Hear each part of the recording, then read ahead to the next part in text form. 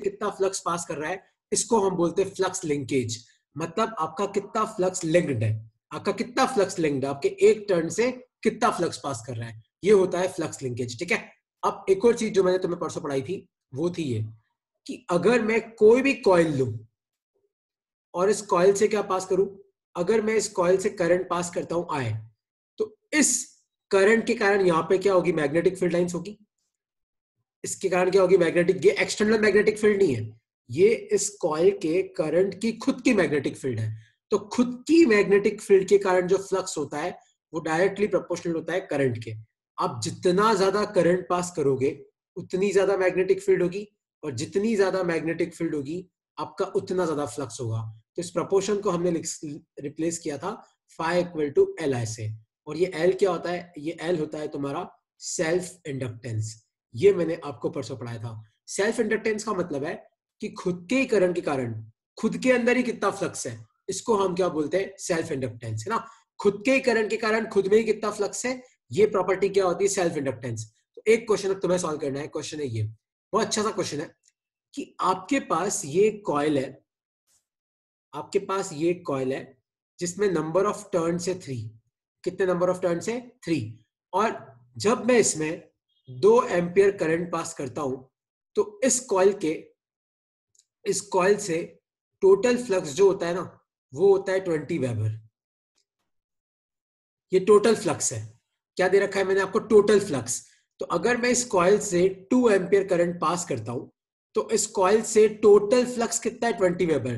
तो आपको मुझे बताना है कि इस कॉइल का सेल्फ इंडक्टेंस कितना है। कैसे करोगे, ट्राई करो। टोटल फ्लक्स आपको दे रखा है, मैंने आपको फ्लक्स लिंकेज नहीं दे रखा है, मैंने आपको दे रखा है कि इस कॉइल से टोटल फ्लक्स कितना है, 20 वेबर। कब, जब मैं 2 एम्पियर का करंट पास करता हूं, और नंबर ऑफ टर्न्स कितने दे रखे, 3। तो आपको बताना है इसका सेल्फ इंडक्टेंस क्या है। अब है ना, यहाँ पे बहुत लोग कंफ्यूज हो जाते हैं कि इस एन का क्या करें।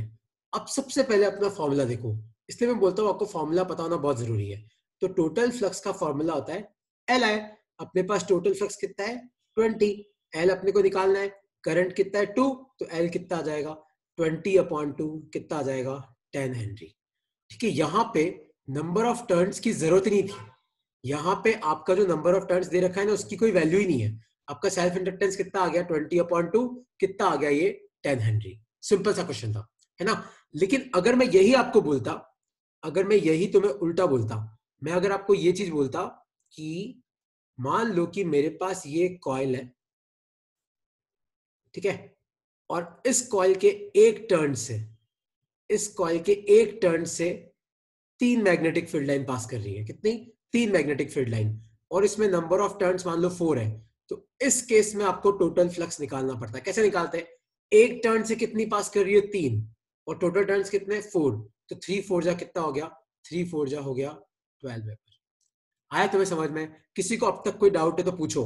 फ्लक्स लिंकेज का मतलब होता है एक टर्न से कितना फ्लक्स है, और टोटल फ्लक्स कैसे निकालते हैं, एक टर्न से कितना फ्लक्स है into total number of turns. और टोटल फ्लक्स का फॉर्मूला क्या होता है, टोटल फ्लक्स का फॉर्मूला होता है एल आई। यहाँ पे टोटल फ्लक्स, एल मतलब सेल्फ इंडक्टेंस, आई मतलब करंट, है ना। तो अब आपका काम क्या है, ध्यान से देखो, क्वेश्चन है ये, सब ध्यान से देखना। क्वेश्चन है ये, a coil has 100 turns and flux linkage of 10 Weber when current in coil is 10 ampere. Find self inductance. Find self inductance. Try करो इसको, क्या आएगा इसका आंसर, ट्राई करो। A coil has 100 turns and flux linkage of 10 Weber when current in coil is 10 ampere. Find self inductance.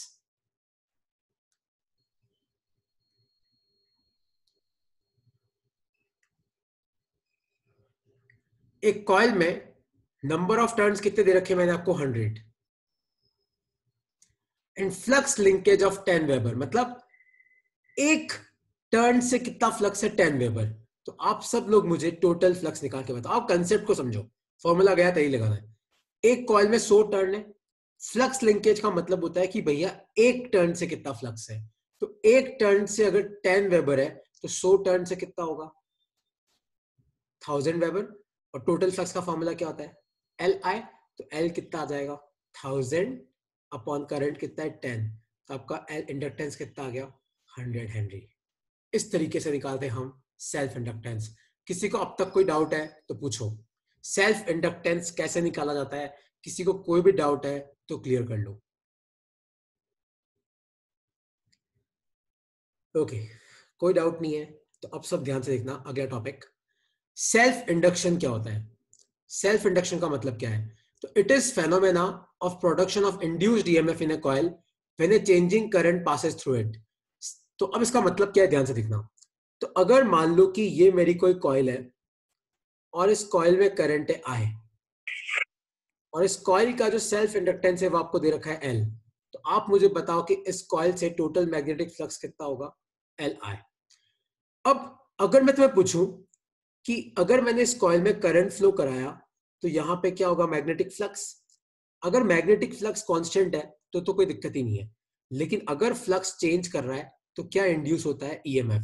तो अगर flux change होता है तो आपका क्या इंड्यूस होता है आपका इंड्यूस होता है ईएमएफ।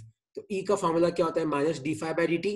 और यहाँ पे मैग्नेटिक फ्लक्स की वैल्यू पुट करो तो देखो एल तो कांस्टेंट है तो ये क्या आ जाएगा minus L d I by d T.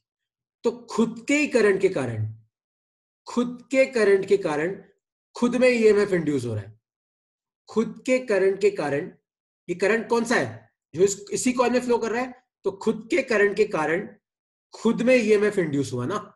खुद के करंट के कारण खुद में ईएमएफ इंड्यूस होना इसको बोलते हैं सेल्फ इंडक्शन। तो अगर मैं इस कॉइल से करंट पास कर रहा हूं आई तो अगर मान लो आई की वैल्यू कांस्टेंट है एल तो कांस्टेंट है तो फ्लक्स कांस्टेंट है कोई दिक्कत नहीं है। लेकिन अगर मान लो आपकी आई की वैल्यू चेंज कर रही है तो आई की वैल्यू चेंज कर रही है मतलब फ्लक्स चेंज करेगा।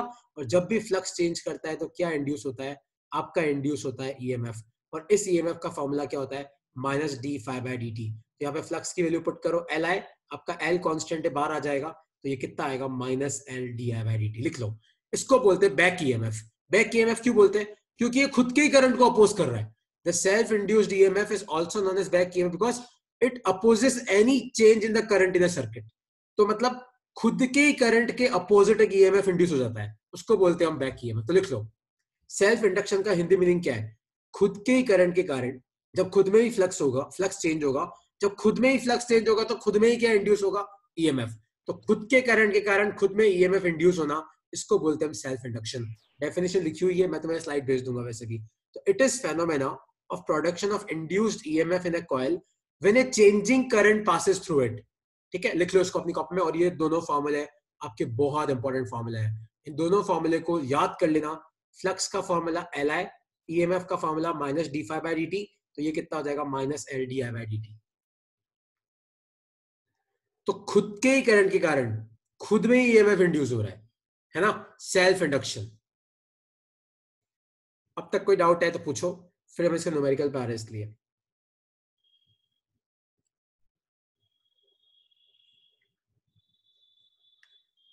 अब कोई डाउट नहीं है कोई डाउट है किसी को तो पूछ लो।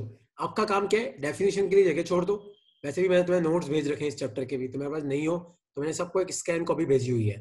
दूसरा तुम इस क्लास में सारे फॉर्मूले लिखा करो हो सके तो डेफिनेशन लिख लिया करो तो कि तुम्हें बाद में न्यूमेरिकल करने में आसानी होगी। तो फ्लक्स का फॉर्मूला एल आई ये मैंने तुम्हें कैलकुलेट करना सिखा दिया। और E M F minus d five by d t chapter की स्टार्टिंग थी फेराडेज लॉ फाइव की जगह पुट किया एल आई एल बार आ गया D I by d t. तो अब एक क्वेश्चन तुम लोगों को सॉल्व करना है। ठीक है क्वेश्चन क्या है सब ध्यान से देखना कि ये कॉइल है आपको दे रखा है कि इस कॉइल का सेल्फ इंडक्टेंस 10 हेनरी है। ठीक है क्या दे रखा है 10 हेनरी। और इसमें जो करंट पास कर रहा है ना वो है टी क्यूब। कितना है टी क्यूब मतलब टाइम इक्वल टू 0 पे कोई करंट नहीं है टाइम इक्वल टू 1 पे है टाइम इक्वल टू 2 पे है टाइम इक्वल टू 3 पे भी है। तो क्वेश्चन है आपके लिए ये find EMF induced find EMF induced at time equal to 2 second. ठीक है तो क्वेश्चन क्या है find EMF induce back EMF ही होगा एक ही कॉइल है। तो सबसे पहले आप ईएमएफ का फॉर्मूला पुट करो minus L d I by d t. तो यहाँ पे माइनस एल की जगह पुट करो 10 और d I by d t कितना हो जाएगा 3t²। तो ये कितना आ जाएगा -30t²।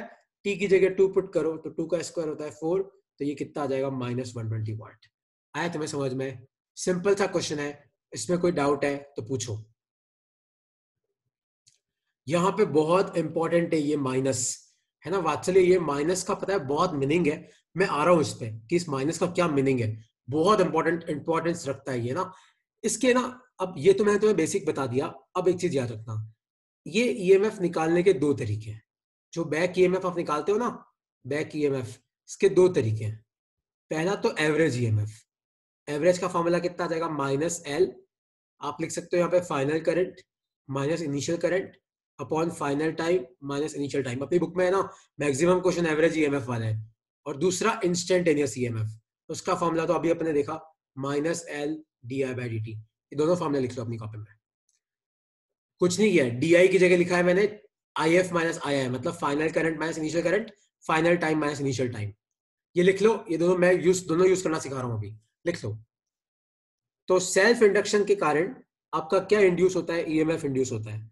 तो अगर तुम्हें 2 टाइम दे रखे हैं तो ये वाला फॉर्मूला यूज करना, 1 टाइम दे रखा है तो इंस्टेंटेनियस वाला यूज करना।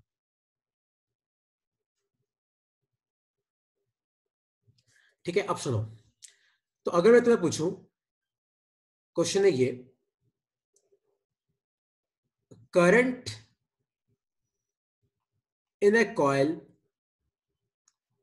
Current in A coil changes by 2 ampere in 2 millisecond and EMF induced is 10 volt, find self inductance।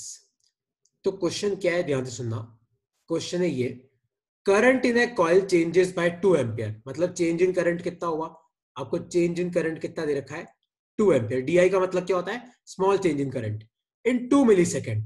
तो छोटा सा टाइम कितना दे रखा है? 2 मिली सेकेंड, मतलब 2 इंटू 10⁻³ सेकेंड।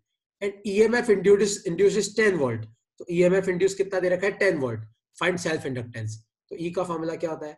-L di/dt।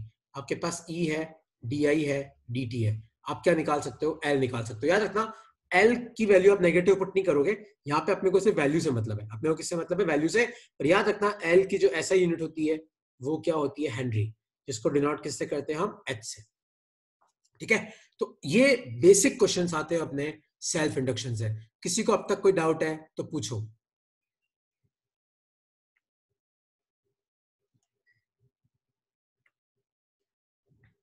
किसी को अब तक कोई भी डाउट है तो क्लियर कर लो कि सर आपने ये क्वेश्चन कैसे कराया।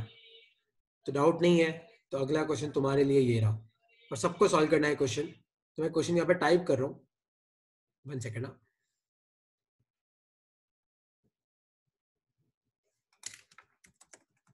Current in A coil changes by 0.01 ampere in 2 seconds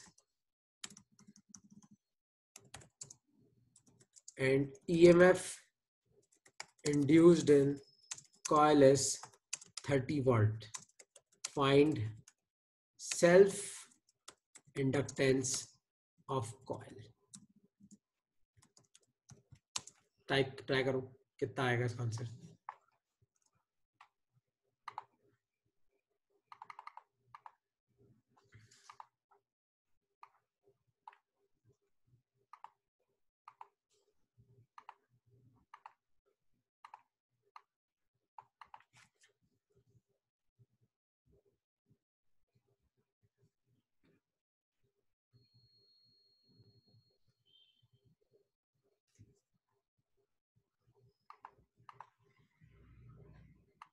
कितना आएगा इसका answer? Current in A coil changes by 0.01 ampere, 0.01 ampere in 2 seconds. तो पहले जो गिवन है वो लिखा करो। तो कितना करंट चेंज हो रहा है? 0.01 एम्पियर। टाइम कितना लगा? 2 सेकेंड। और ईएमएफ कितना इंड्यूस हुआ? 30 वोल्ट। आपको बताना है सेल्फ इंडक्टेंस कितना होगा। तो ई का फॉर्मूला क्या होता है? -L di/dt। तो कितना ईएमएफ इंड्यूस हुआ 30 वोल्ट माइनस एल तो निकालना है, कितना करंट चेंज हुआ 0.01 और नीचे कितना आ जाएगा 2, तो ये तो नीचे 200 आ गया, तो एल कितना आ गया 2 3 जा 6 6000 हेनरी। यहाँ नेगेटिव मत लगा देना, सेल्फ इंडक्टेंस नेगेटिव नहीं होता है।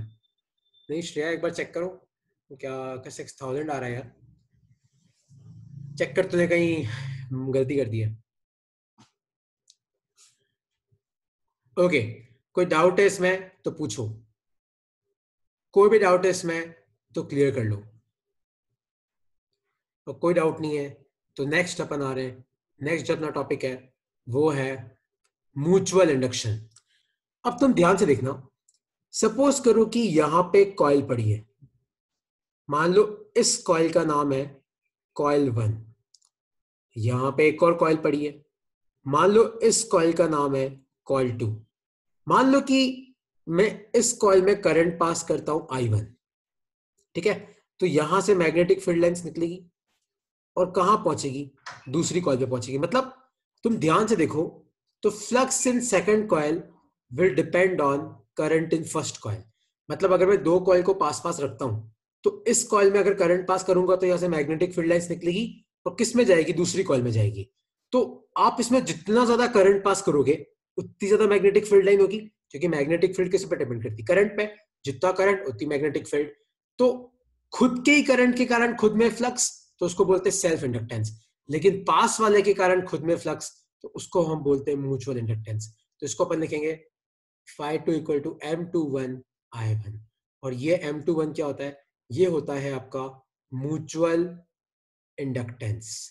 लिख लो इसको अपनी कॉपी में, और इसकी ऐसा यूनिट भी क्या होती है, इसकी ऐसा यूनिट भी क्या होती है, हेनरी। तो म्यूचुअल इंडक्शन है क्या, तो अगर पास वाली कॉइल किसी और कॉइल के कारण पास वाली कॉइल में फ्लक्स है, तो ये फ्लक्स इसके करंट पे डिपेंड करेगा, क्योंकि जितना ज्यादा करंट इसमें होगा उतना ज्यादा फ्लक्स इसमें होगा। तो phi2 directly proportional to I1, phi2 equal to M21 I1। उसी तरीके से मान लो कि मैं दूसरी करंट कॉइल में करंट पास करता हूं I2, तो यहां से मैग्नेटिक फील्ड लाइन निकल के पीछे आएगी, तो flux in first coil will depend on current in second coil. तो इसके लिए अपन क्या लिखेंगे, इसके लिए अपन लिखेंगे M12 I2। लिख लो इसको अपनी कॉपी में, और याद रखना इसको अपनी कॉपी में कहीं लिख लो, M12 इक्वल टू M21 होगा, ये हम आगे जाके प्रूव करेंगे। ठीक है, ये लिख लो, ये डेफिनेशन मत लिखना, टॉपिक लिखो अपनी कॉपी में म्यूचुअल इंडक्टेंस, और उसमें लिखो if flux in one coil, if flux in one coil, if flux in one coil depends on current, depends on current in nearby coil,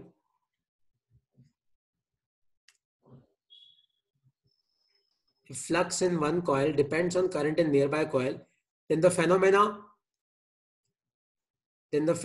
is called as mutual induction, and the constant is mutual inductance, and the constant is mutual inductance।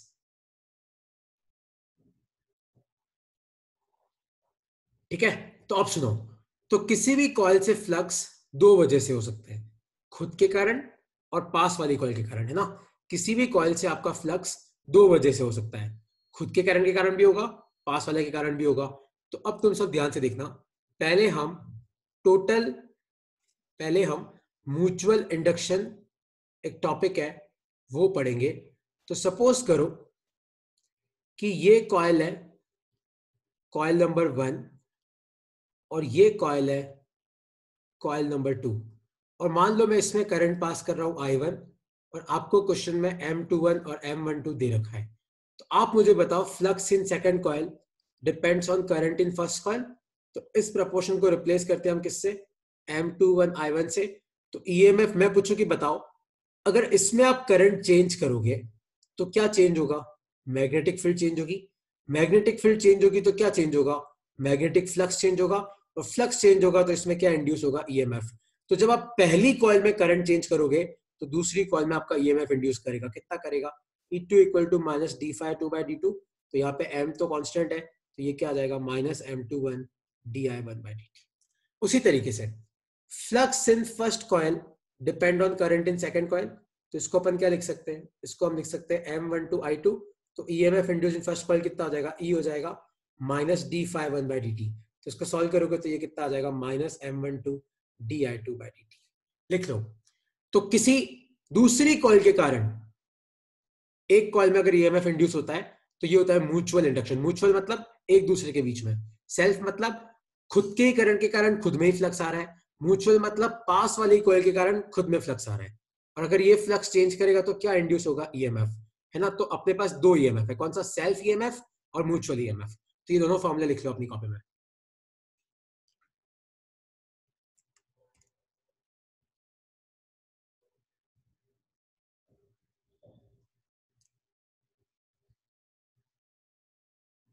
कि दोनों फॉर्मूले को आप अपनी copy में लिख लो।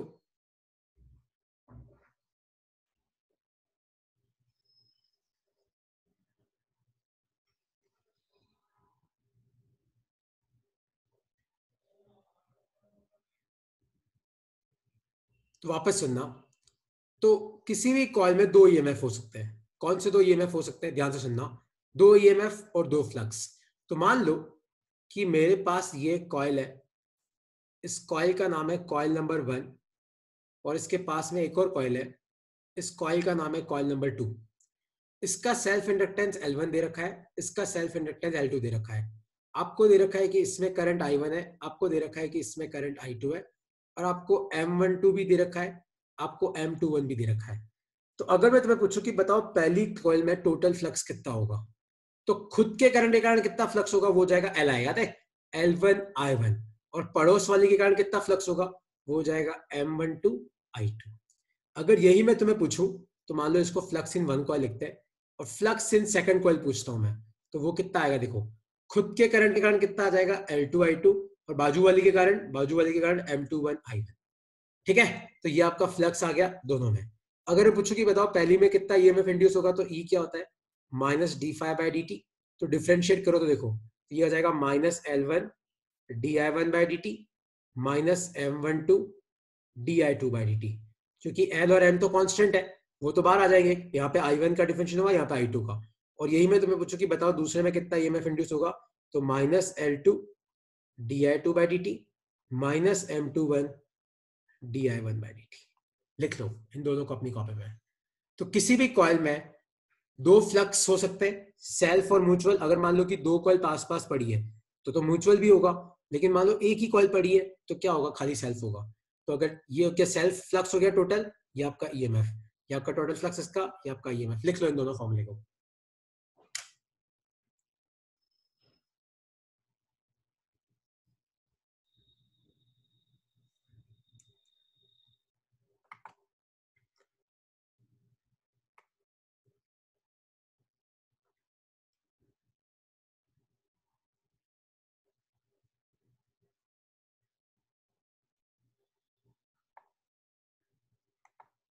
लिख लो इन दोनों फॉर्मूले को। बहुत आसान टॉपिक है, कोई ज्यादा ट्रिकी टॉपिक नहीं है। एक न्यूमेरिकल मैं करूंगा, पूरा न्यूमेरिकल, अगला पूरा न्यूमेरिकल तुम्हें करना है, ठीक है। बट ये जो टॉपिक है ना यार, ये तुम्हारा टॉपिक एमसीक्यूज के लिए बहुत इंपॉर्टेंट है, बहुत ज्यादा इंपॉर्टेंट है।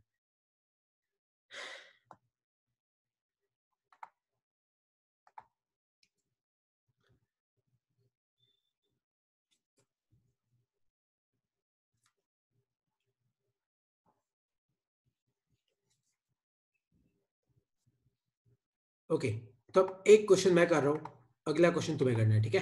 तो क्वेश्चन है ये कि मेरे पास दो कॉइल्स हैं, मेरे पास दो कॉइल है, एक कॉइल ये, एक कॉइल ये, और आपको दे रखा है कि भैया ये तो कॉइल नंबर 1 है, और ये आपको दे रखा है ये कॉइल नंबर 2 है। आपको पहली कॉइल का सेल्फ इंडक्टेंस 2 हेनरी दे रखा है, और आपको M12 3 हेनरी दे रखा है। आपको दूसरी कॉइल का सेल्फ इंडक्टेंस 3 हेनरी दे रखा है, और आपको M21 भी कितना दे रखा है, ये तो बराबर ही होगा 3 हेनरी। और मान लो इसमें मैं करंट पास कर रहा हूँ 2 एम्पियर, और इसमें मैं करंट पास कर रहा हूँ 3 एम्पियर। तो मेरा क्वेश्चन है, आप लोग मुझे निकाल के बताओ, पहले एक मैं कर रहा हूँ, क्या तुम करना, कि पहली कॉइल में टोटल फ्लक्स कितना होगा। तो देखो खुद का फ्लक्स कितना होगा L1I1, और बाजू वाली का कितना हो जाएगा M12I2। ठीक है, तो L1 कितना है चेक करो, L1 कितना है 2, I1 कितना है 2, M12 कितना है 3 और I2 कितना है 3, तो ये कितना आ जाएगा 2 2 जा 4 प्लस 3 3 जा 9, तो 9 4 13 कितना आ गया 13 वेबर। उसी तरीके से आप सब मुझे फाई टू निकाल के बताओ कितना आएगा।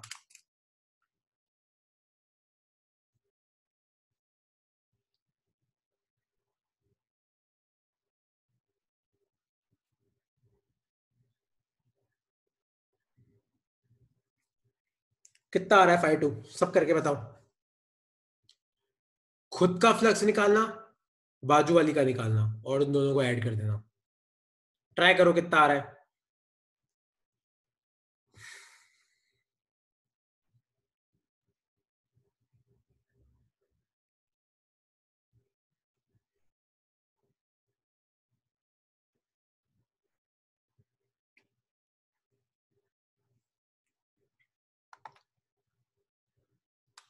कितना आ रहा है सबका, ट्राई तो करो। तो सेकंड कॉइल में खुद का फ्लक्स कितना होगा L2I2, और बाजू वाली का कितना आ जाएगा M21I1। तो L2I2 कितना हो जाएगा देखो, 3 3 जा 9 और ये आ जाएगा 3 2 जा, तो ये कितना आ जाएगा 9 प्लस 6, तो ये कितना आ गया 15 वेबर। कितना आया 15 वेबर। तो तुम्हें समझ में आया हम टोटल फ्लक्स कैसे निकालते हैं कि नहीं समझ में आया? किसी को कोई डाउट है अब तक तो पूछो। अब कोई डाउट नहीं है तो अब ये क्वेश्चन ध्यान से देखो। सपोज करो कि मेरे पास ये एक कॉइल है और मेरे पास ये एक कॉइल है, ये कॉइल नंबर 1, ये कॉइल नंबर 2। इस कॉइल का जो सेल्फ इंडक्टेंस है वो आपको 1 हेनरी दे रखा है, दूसरी कॉइल का सेल्फ इंडक्टेंस आपको 2 हेनरी दे रखा है, और आपको M12 और आपको M21 दे रखा है, ये आपको दे रखा है 4 हेनरी। और आपको क्वेश्चन में दे रखा है कि I1 जो है वो है T और I2 जो है वो है 2T²। I1 कितना दे रखा है T, I2 दे रखा है 2T²। Find EMF induced, find EMF induced in second coil at time equal to 2 second. तो आपको बताना है कि टाइम इक्वल टू 2 सेकेंड पे सेकेंड कॉइल में कितना ईएमएफ इंड्यूस होगा। तो पहले अपन क्या करते हैं, सेकेंड कॉइल में कितना फ्लक्स है वो निकालते हैं। कैसे निकालेंगे, फॉर्मूला पुट करना कभी मत भूलना, L2I2 प्लस M21I1। अब सबकी वैल्यू पुट करो, L2 कितना है 2, I2 कितना है 2T², तो 2 इंटू 2T², म्यूचुअल इंडक्टेंस कितना है 4 और ये कितना है T, तो ये कितना आ जाएगा, ये आ जाएगा 4T² प्लस 4T। ये तो कितना आ गया फ्लक्स, और ईएमएफ कितना होता है -d∅2/dt। तो डिफरेंशिएट करो तो ये तो आ जाएगा -8t -4। तो यहाँ पे टाइम इक्वल टू 2 सेकेंड, तो यहाँ पे 2 पुट करना, तो 8 2 जा 16, 16 4 कितना हो गया -20 वाट। ठीक है, तो अब आप मुझे, ये तो मैंने किया, दूसरा पार्ट क्वेश्चन का आपको करना है, वो क्या है, EMF induced in coil 1 at time equal to 1 second. Try करो क्या आएगा। सब पहले पहली कॉइल में कितना फ्लक्स होगा वो निकालो, और फिर ईएमएफ कैसे निकालते हैं, -d∅1/dt। ट्राई करो क्या आएगा इसका आंसर।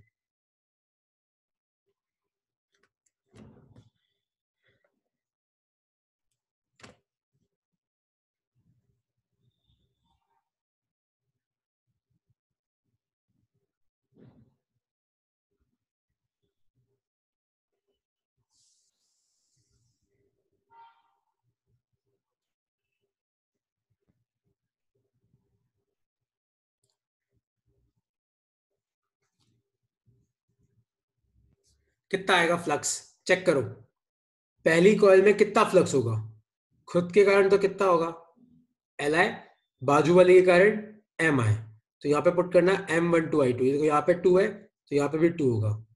चेक कर दो L1I1 कितना आएगा, तो खाली T आ जाएगा ये तो, और ये कितना आ जाएगा, ये आ जाएगा 8T², क्योंकि M तो 4 है और ये।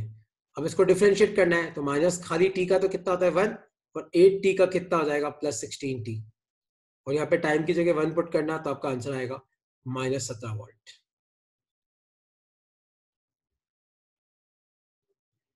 कोई डाउट है इसमें तो पूछो। कि सेल्फ इंडक्टेंस क्या होता है, सेल्फ इंडक्शन क्या होता है, म्यूचुअल इंडक्टेंस क्या होता है, म्यूचुअल इंडक्शन क्या होता है, टोटल फ्लक्स कैसे निकालते हैं, टोटल ईएमएफ कैसे निकालते हैं। किसी को कोई भी डाउट है तो प्लीज आप क्लियर कर लो। कोई डाउट नहीं है किसी को? अच्छा, एक क्वेश्चन और एक करते हैं और फिर अपन क्लास खत्म करेंगे। एक क्वेश्चन और करते हैं, वो तुम लोगों को करना है। तो क्वेश्चन है ये कि आपके पास ये करंट कैरिंग वायर है, इनफाइनाइट करंट कैरिंग वायर है। तो इस वायर में करंट फ्लो कर रहा है आई। ध्यान से देखना, ये तुम क्या, ये मैं ही करा दूंगा तुम्हें। पर इस वायर से आर दूरी पे, सब लिख लो, ये बहुत इंपॉर्टेंट क्वेश्चन है। एक स्क्वायर लूप पड़ा हुआ है, इस स्क्वायर लूप की साइड लेंथ है ए। तो आपको बताना है कि इन दोनों के बीच में म्यूचुअल इंडक्शन कितना होगा। तो अपन क्या करते हैं, इसमें करंट आए हैं तो इसके कारण इसमें कितना फ्लक्स है वो निकालते हैं, मतलब इस स्क्वायर लूप में कितना फ्लक्स है वो निकालते हैं। तो फ्लक्स कैसे निकालते हैं, ध्यान से देखना। फ्लक्स का फॉर्मूला क्या होता है, फ्लक्स का फॉर्मूला होता है एन बी ए कॉस थीटा। अब ध्यान से सुनना, नंबर ऑफ टर्न्स तो 1 है, मैग्नेटिक फील्ड अपन निकालते हैं, एरिया अपने को निकालना है, कॉस थीटा अपन 1 ले लेंगे। तो ध्यान से सुनना, लेकिन दिक्कत क्या है कि किसी भी करंट कैरिंग वायर से अगर मान लो मैं x दूरी पे जाता हूं, तो अगर तुम्हें फॉर्मूला याद नहीं तो वापस सुन ला। किसी भी इनफाइनाइट करंट कैरिंग वायर से x दूरी पे मैग्नेटिक फील्ड कितनी होती है, म्यू नॉट आई अपॉन 2 पाई एक्स। ये डेरिवेशन मैंने कराया था, एम्पेयर सर्किटल लॉ से। सपोज करो कि मैं वायर से x दूरी पे आके एक छोटा सा एरिया लेता हूं, ये वाला। तो इस छोटे से, ये छोटा सा एरिया होगा कितना, आप खुद मुझे बताओ। ये छोटा सा एरिया कितना होगा, एरिया क्या होता है, लेंथ इनटू ब्रेड्थ। ध्यान से देखो, इसकी लेंथ तो कितनी है ए, और मैंने क्या लिया, छोटा सा डिस्टेंस लिया dx, तो ब्रेड्थ कितनी हो गई ए dx। और इस छोटे से एरिया से छोटा सा फ्लक्स कितना होगा, मैग्नेटिक फील्ड कितनी है, म्यू नॉट आई अपॉन 2 पाई एक्स, और एरिया कितना है ए dx। इसको इंटीग्रेट करो, इसको इंटीग्रेट करो, तो या तो आपका टोटल फ्लक्स आ जाएगा।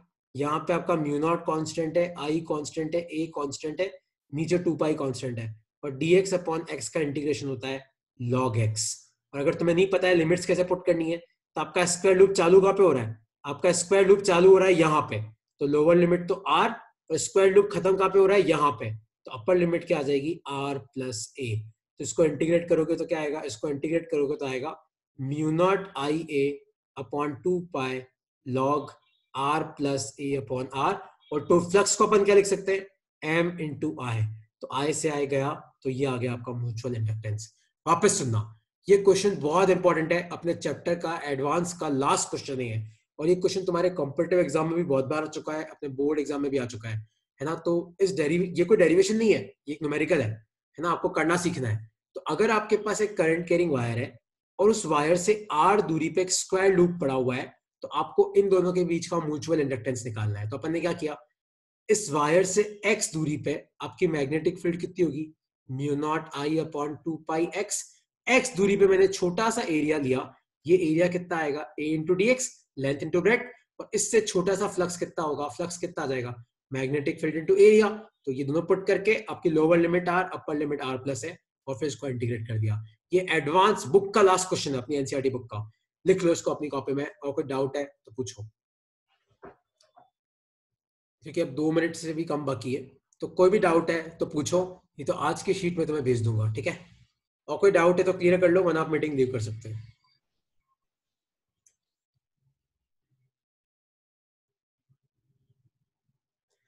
ओके, बाय बाय, टाटा। शीट सब कर लेना भैया।